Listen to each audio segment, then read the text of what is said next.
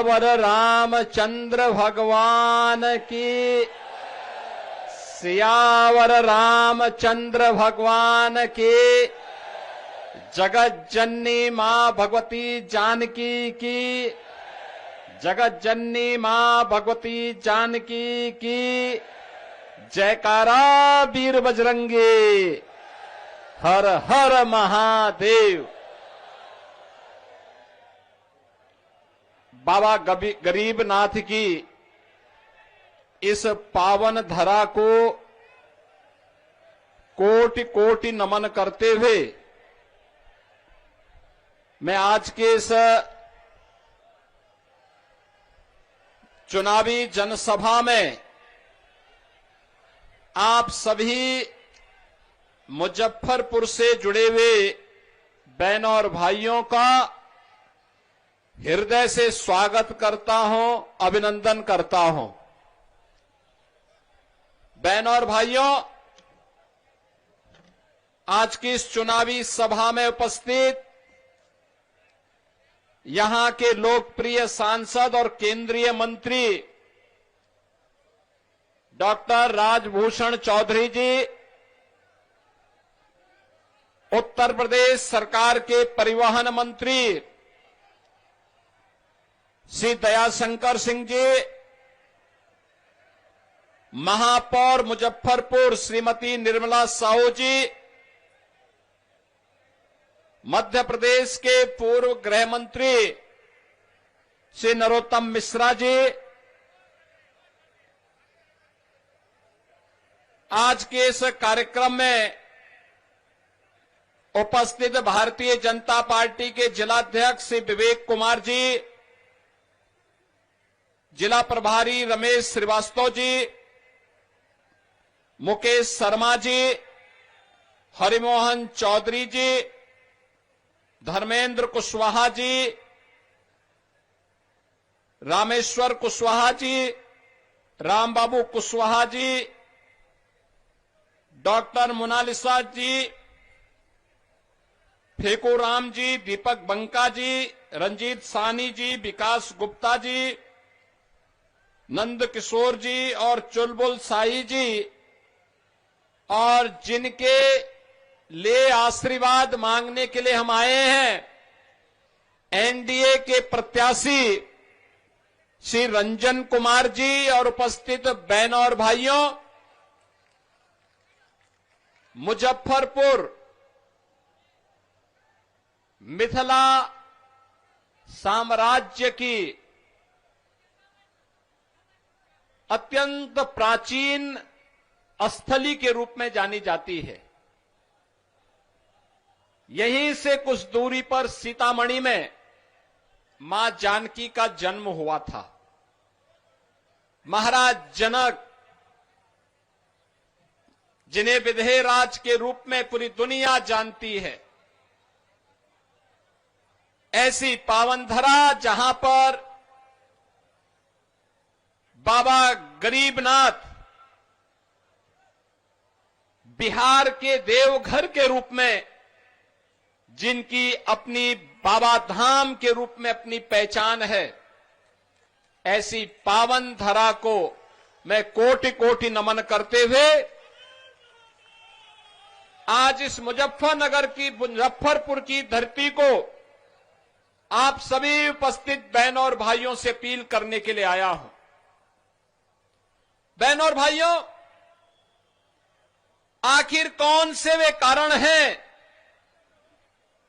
जिसके कारण बिहार के सामने 2005 के पहले पहचान का संकट खड़ा हुआ था? अगर आप उसकी तह में जाएंगे तो आपको दिखाई देगा 1992 से लेकर के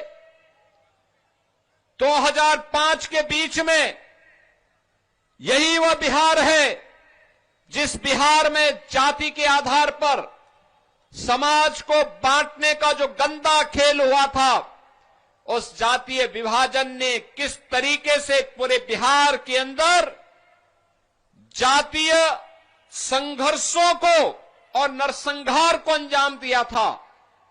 अकेले आरजेडी के शासनकाल में 60 से अधिक जातीय नरसंहार की दुर्दांत घटनाएं घटित हुई थी। पर्व और त्योहारों के पहले दंगों की आड़ में पर्व और त्योहार के उत्सव और माहौल को दूषित कर दिया गया था। हर जाति की अपनी जात आर्मी बन गई थी। अपहरण एक उद्योग बन चुका था। 1992 से लेकर के 2005 के बीच में आरजेडी शासन के समय में बिहार के अंदर 30,000 से अधिक अपहरण की घटनाएं घटित हुई थी। कोई व्यापारी, कोई जमींदार, कोई उद्यमी, कोई डॉक्टर, कोई इंजीनियर बिहार के अंदर सुरक्षित नहीं था। और गोलू अपहरण कांड, कैसे बच्चे भी सुरक्षित नहीं थे, यह भी आज हम सबको वे घटनाएं स्मरण हो आती हैं। क्योंकि मुजफ्फरनगर गोरखपुर से दूर नहीं है, उत्तर प्रदेश से दूर नहीं है। यहां के लोगों का मुख्य बाजार या तो मुजफ्फरपुर है या फिर गोरखपुर। और हम लोग जब उन घटनाओं को देखते थे तो खून खौलता था कि एनडीए की सरकार आती तो इनको ठिकाना लगाते, इन माफिया और इन गुंडों को। और बहनों और भाइयों, उस समय क्या स्थिति थी? 6 बजे के बाद 1992 से लेकर के 2005 में बिहार के अंदर कर्फ्यू जैसा माहौल हो जाता था। और तब पटना हाई कोर्ट ने टिप्पणी की थी कि सरकार का संचालन गुंडों के द्वारा किया जा रहा है। नौजवानों के साथ खिलवाड़ होता था, पेपर लीक एक धंधा हो गया था। और गरीबों को तो राशन नहीं मिल पाता था, लेकिन जानवरों का राशन भी चारा घोटाले के नाम पर 900 करोड़ का चारा घोटाला इसी बिहार की धरती में हुआ था। बहनों और भाइयों, कोई आईएएस, कोई आईपीएस, कोई आईएफएस बिहार में कार्य करने को तैयार नहीं था। क्योंकि उस समय के मुख्यमंत्री के पीकदान को कौन अधिकारी लेकर के ढोए, ये तो बिहार की पहचान हो गई थी। तो बिहार के डीजीपी को मुंशी बोल करके बुलाते थे, चीफ सेक्रेटरी को बाबू बोल करके बुलाते थे। बिहार की पहचान आरजेडी और कांग्रेस ने के इस नापाक गठबंधन ने तार तार करके रख दिया था। बिहार के नौजवानों के सामने पहचान का संकट। बिहार के अन्नदाता किसान प्लान करने के लिए मजबूर हो गए थे। कोई उद्यमी उद्यम लगाने को तैयार नहीं था, व्यापारी प्लान करने के लिए तैयार बैठा हुआ था। और बिहार के अंदर विकास के कार्यों के लिए जब कोई व्यक्ति कहता था कि सड़क बननी चाहिए, तो लोग कहते थे नहीं नहीं सड़क मत बनाओ, सड़क बनेगी तो ऐसा ना हो कि तुम्हारे गलत कार्यों को रोकने के लिए पुलिस आ जाएगी। यही तो बोला जाता था ना बिहार के पास। लेकिन बहनों और भाइयों, जो बिहार के अंदर उस समय था, जातीय हिंसा, रोड चोरी, तालाब चोरी, पुल चोरी, बूथ चोरी, ये आरजेडी का मॉडल था बिहार का। आरजेडी यही करती थी। ये लोग बिहार के अंदर किस प्रकार का माहौल पैदा किए थे? खानदानी लुटेरों ने खानदानी माफियाओं को जन्म दिया। और वही फिर से ये लोग दोहराना चाहते हैं। आज जब बिहार अपने गौरव की पुनर्स्थापना के लिए एनडीए की डबल इंजन की सरकार प्रधानमंत्री मोदी जी के नेतृत्व में और बिहार में नीतीश बाबू के नेतृत्व में बिहार जब अपनी पहचान को फिर से स्वर्णिम बिहार के रूप में बनाने के लिए तेजी के साथ आगे बढ़ा है, तो इन लोगों को अच्छा नहीं लग रहा है। क्या नहीं है आज बिहार में?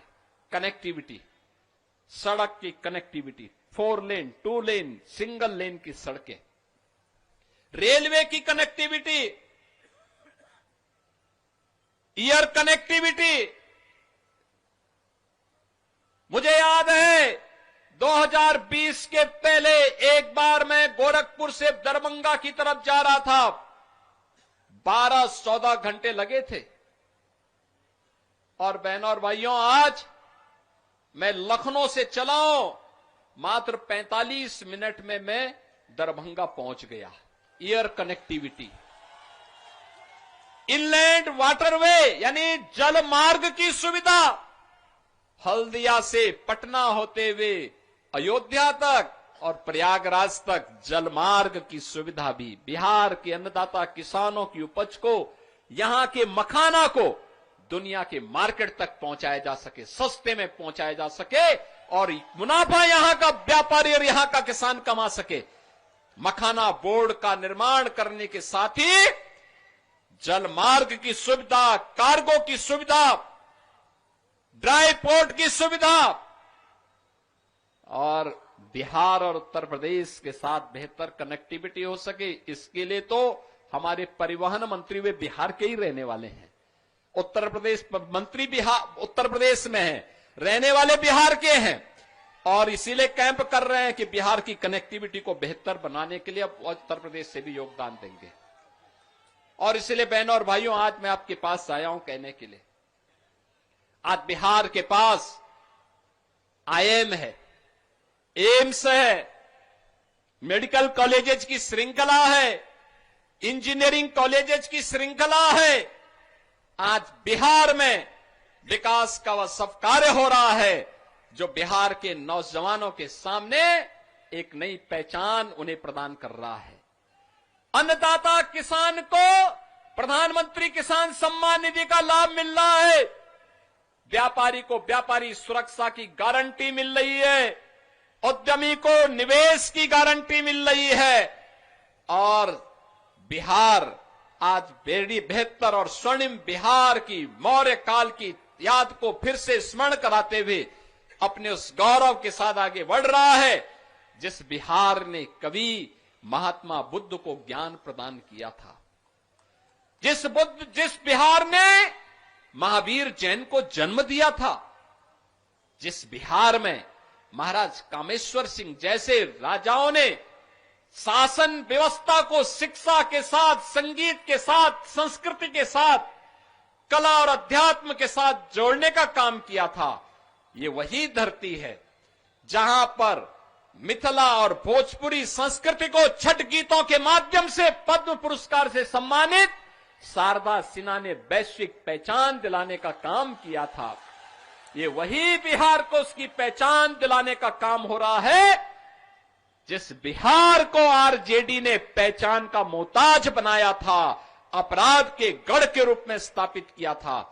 आज बहनों और भाइयों, 2020 में जब मैं आया था तब मैंने कहा था ना कि अब नारा नहीं, अब हकीकत बनेगा कि रामलला हम आएंगे, मंदिर वहीं बनाएंगे। अयोध्या में राम मंदिर बन गया ना, कोई संदेह है क्या?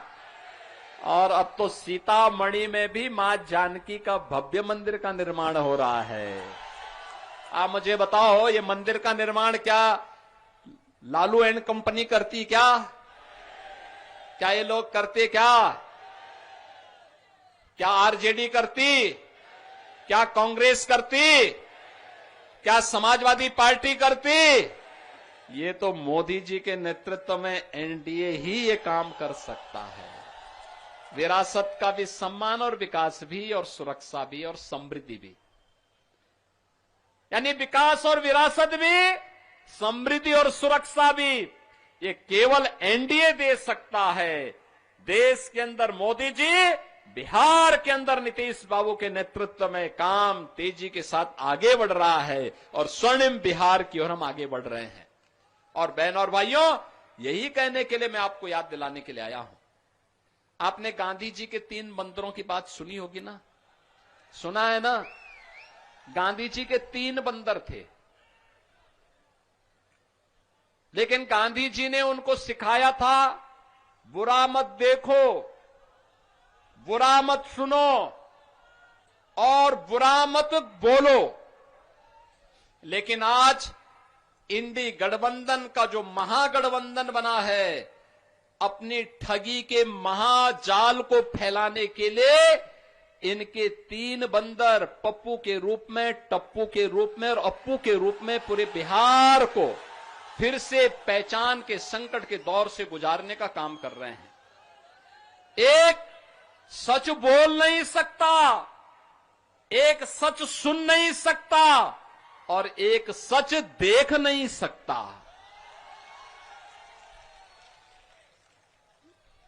यानी इन लोगों की एक परंपरा बन गई है, कैसे भारत को अपमानित किया जाए, कैसे भारत की पहचान सनातन को अपमानित किया जाए, कैसे दंगों की बाढ़ में फिर से बिहार को, यूपी को झोंका जाए। हमने तो माफिया का उपचार कर दिया है और ऐसा उपचार किया है, ऐसा उपचार किया है। ये बुलडोजर है ना, ये यूपी के अंदर माफिया को चांप चांप करके हाँपने के लिए मजबूर कर दिया है।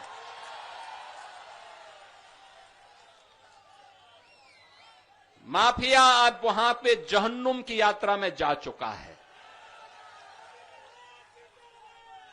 आप यूपी में अपहरण नहीं होता, यूपी में अब अपराध भी नहीं है और दंगा भी नहीं है, यूपी में अब सब चंगा है।